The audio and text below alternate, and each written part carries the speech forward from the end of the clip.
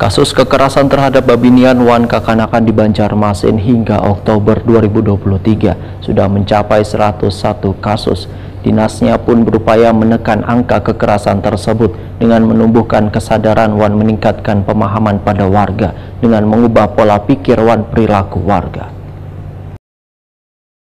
Kasus kekerasan terhadap Babinian Wan Kakanakan di Banjarmasin hingga Oktober 2023 sudah mencapai 101 kasus. Peningkatan kasus kekerasan terhadap Babinian Wan Kakanakan terjadi pada bulan Mei 2023 lalu yang mencapai hingga 22 kasus. Data yang dikeluarkan Dinas Pemberdayaan Perempuan dan Perlindungan Anak Banjarmasin, angka kekerasan sangatlah fluktuatif. Demikian dipedahkan Kepala Dinas Pemberdayaan Perempuan dan Perlindungan Anak Banjarmasin, Muhammad Ramadan, Waitakuni Prima TV, tengah hari Kamis 2 November 2023.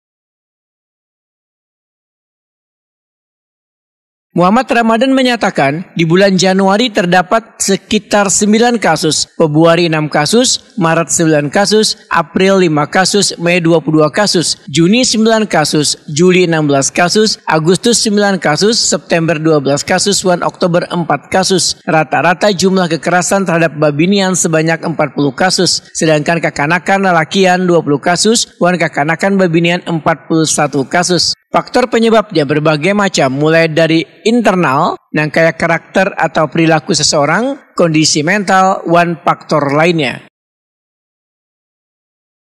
Untuk di 2023 ini memang fluktuatif lah angkanya, yaitu mulai dari Januari itu 9, kemudian Februari itu 6, Maret itu 9, April 5, Mei 22, Juni 9, dan Juli 16, Agustus 9, dan September 12, serta Oktober 4. Jadi fluktuatif, dan yang tinggi itu memang di bulan Mei dan Juli dan September.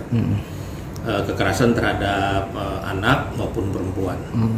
Kekerasan bisa terjadi di lingkungan keluarga, ya, bisa di sekolah, bisa di luar juga, tergantung apa aduannya yang disampaikan ke UPTP 3. Macam-macam, ada faktor ekonomi, ada faktor sosial, ada faktor lingkungan, ya, jadi kolektif semua itu. Tidak bisa diidentifikasi satu persatu secara masif, tapi faktor 3 itu pasti sudah.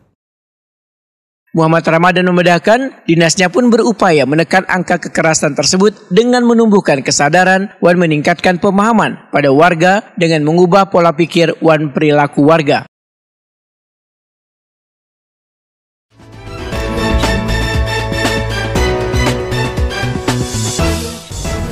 Bangkalsel melalui unit pengumpul zakat Bangkalsel memberikan bantuan rombongan barokah sebagai tempat usaha.